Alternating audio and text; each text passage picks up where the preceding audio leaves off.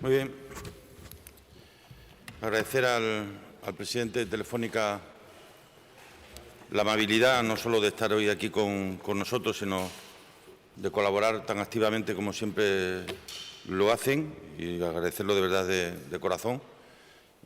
Yo siempre he dicho que considero que Extremadura es una parte muy importante de este país y que el papel que representan empresas como Telefónica, nuestro presente y nuestro futuro, debe ser de protagonistas, ¿no? Suelo también decir con frecuencia que a mí me gusta portarme siempre muy bien con quien se porta muy bien con Extremadura, ¿no? Y en este caso hoy firmamos un acuerdo que no solo da carta de naturaleza al reconocimiento de una relación fluida que ve cómo está presente en el desarrollo de su actividad, cómo los compromisos de implantación de la fibra óptica se han ido produciendo, cómo le dejaré luego que sea él quien exprese todo eso, pero en cualquier caso hace un año y medio yo planteé una idea que era la de repensar Extremadura, porque entendía que hay cuestiones dentro de lo que representa y significa nuestro devenir que son nuevas, y vivimos en una realidad completamente nueva que nos debe hacer pensar que gran parte de las recetas que servían para llegar hasta donde estamos ya no nos sirven para avanzar en nuevos caminos, y en ese repensar Extremadura pues nos estamos buscando compañeros de viaje. Uno de ellos es Telefónica, que como consecuencia de esta firma también se incorpora al Consejo Asesor del proyecto Repensar Extremadura, que no es hacer una ley ni es hacer un plan concreto, sino que es una suma de cosas que pretenden, en definitiva, reflexionar sobre nuestros problemas, sobre nuestro presente y, sobre todo, sobre nuestro futuro, ¿no? También, y como consecuencia de ello, van a poner a nuestra disposición una herramienta tecnológica de fácil funcionamiento que nos permita recoger, analizar y enviar propuestas a los ciudadanos y entidades de dentro y fuera de la región de Extremadura, y también nos están elaborando una propuesta integral de economía digital 4.0 que se incorporará al documento que definitivamente salga de los trabajos que consisten en ese repensar Extremadura, ¿no?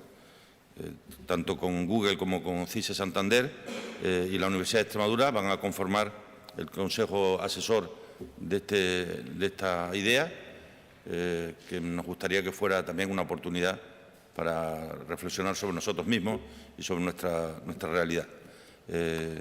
Agradecer, ya digo, la colaboración, su disponibilidad siempre para dar respuesta a las necesidades que se le plantean y nuestro deseo de poder seguir colaborando en el futuro. Tienes la palabra, Miguel.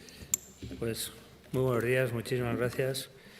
En primer lugar, agradecer al Gobierno de Extremadura que nos deje participar, y particularmente a su presidente, porque creemos que un proyecto tan importante como Repensar Extremadura, que va a ser un proyecto relevante, no solo aquí en esta región, sino que va a formar o va a significar una forma de hacer en todas las comunidades y en todas las áreas geográficas de este país. Un proyecto en el cual forma parte del proyecto la inteligencia colectiva basada en el conocimiento, un proyecto que va a ser participativo y van a participar todos los ciudadanos, un proyecto que va a ser colaborativo entre el sector privado y el sector público.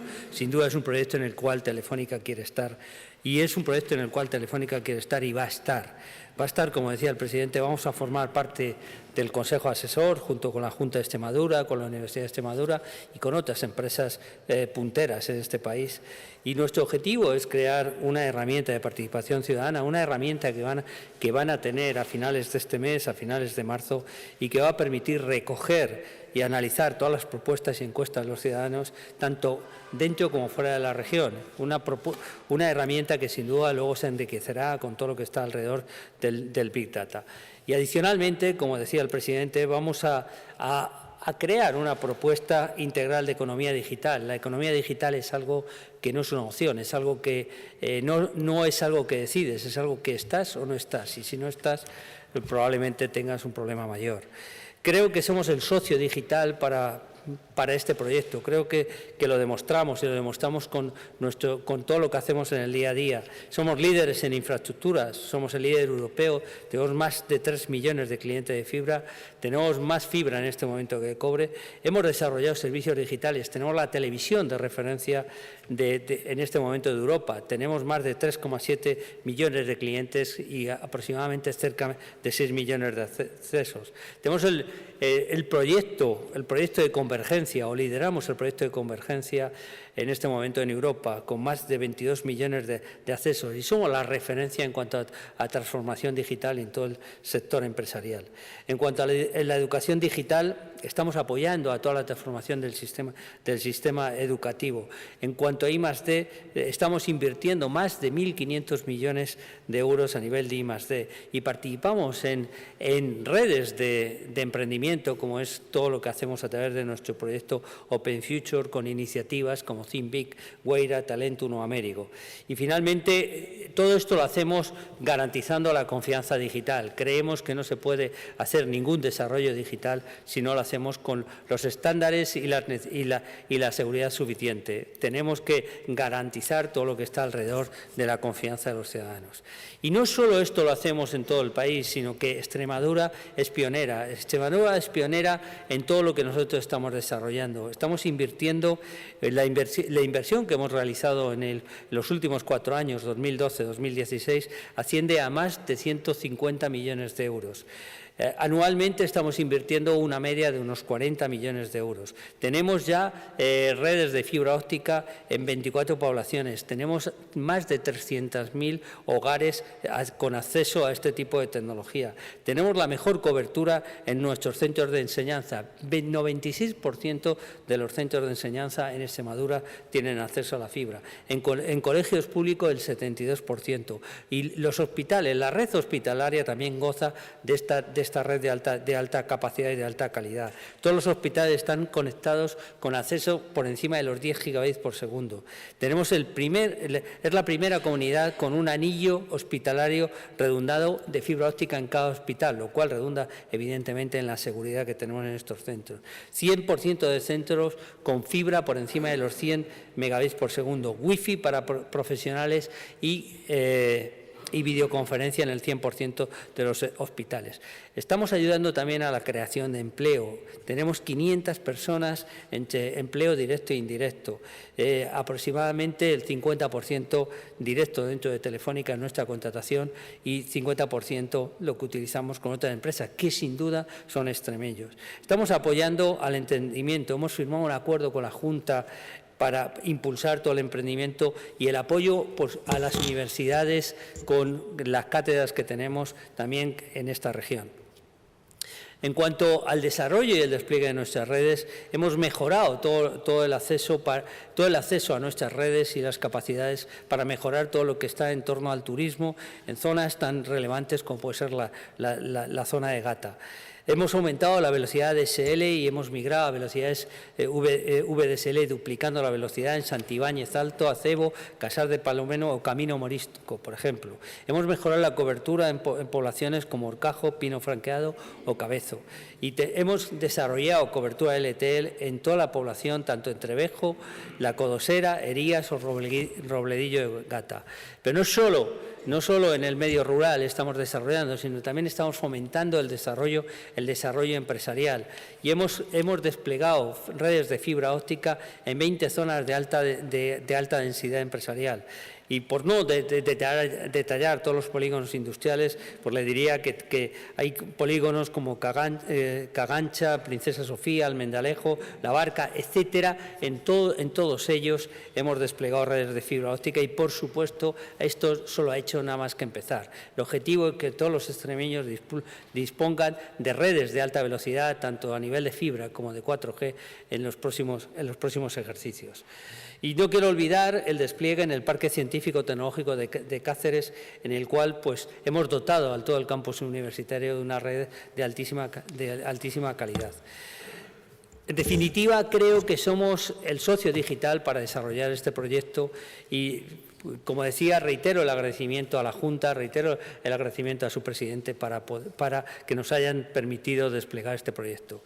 Últimamente, y como primicia, para acabar, solo decir que en este mes de marzo, incorporaremos a nuestra plataforma de vídeo, a nuestra plataforma Movistar Plus, el canal de televisión de Extremadura, que por supuesto todavía no se incorporaba a nuestra plataforma. Reiterar el agradecimiento a la Junta, reiterar el agradecimiento al presidente y estamos dispuestos a contestar las preguntas que consideren. Agradezco especialmente esta última información porque era una deuda que tenía contraída desde hacía tiempo con los extremeños y extremeñas de la diáspora, con quienes viven fuera de Extremadura y que no podían ver el canal de su tierra, y a partir del momento en el que pasemos a formar parte de la plataforma de Movistar volverán a poder tener contacto permanente a través de sus televisores. ¿Preguntas sobre esto o cualquier otra cuestión que queráis?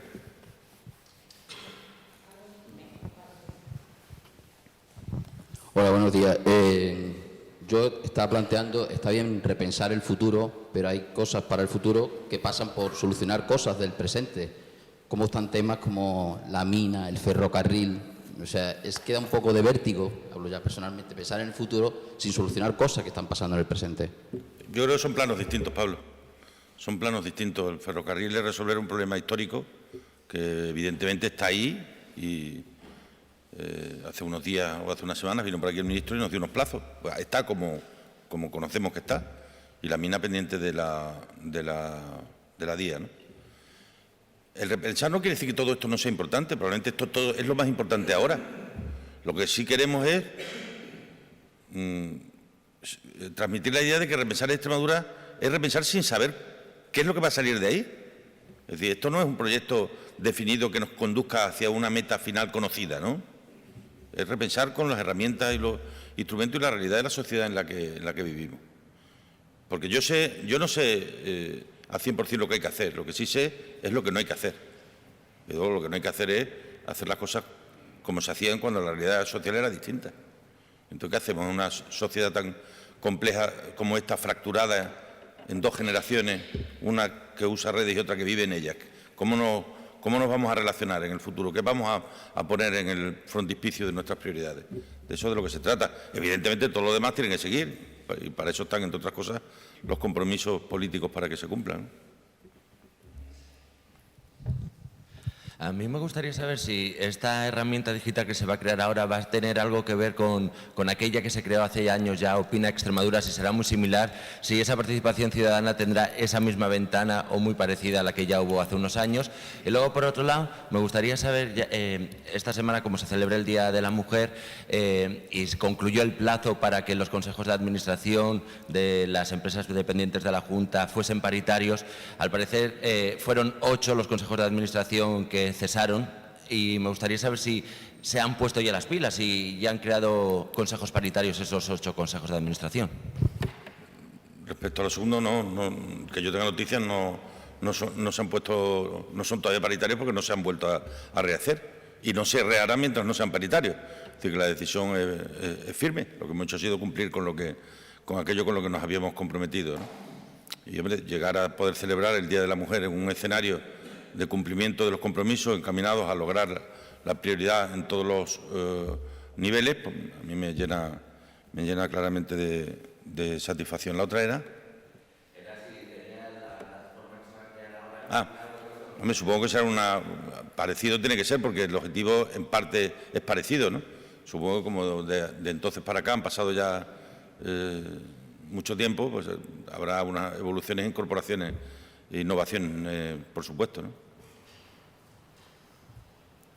Sí, buenos días. Yo quería saber, por un poco más concreto, en qué va a consistir esta herramienta que se va a poner en marcha en marzo y para qué.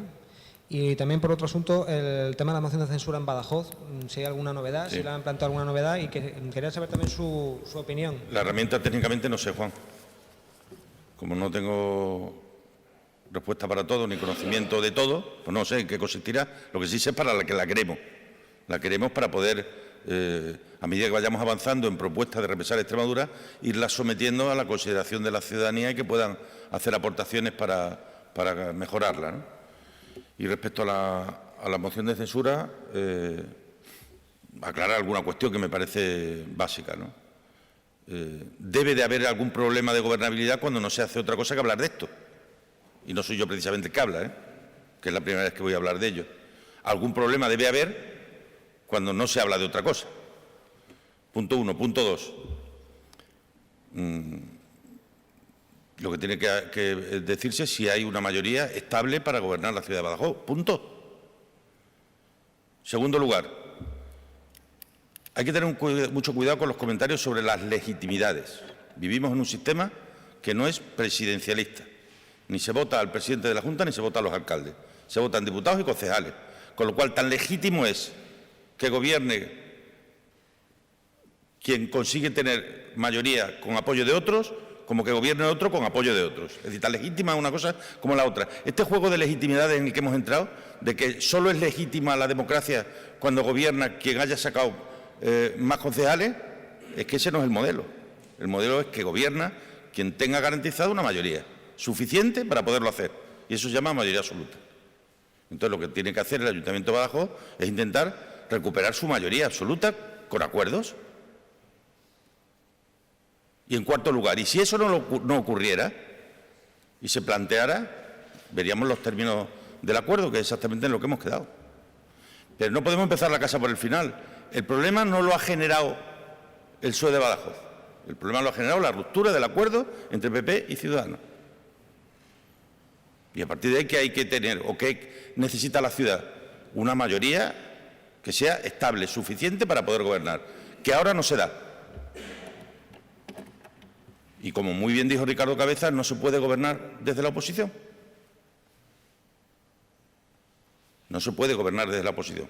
De la oposición se puede hacer oposición. Colaborar, contribuir, pero no gobernar. Entonces, el problema que hay ahora mismo de gobernabilidad no lo ha producido el Grupo Socialista. Está ahí. Y por mucho que queramos darle vuelta y mirar hacia otro lado, está ahí.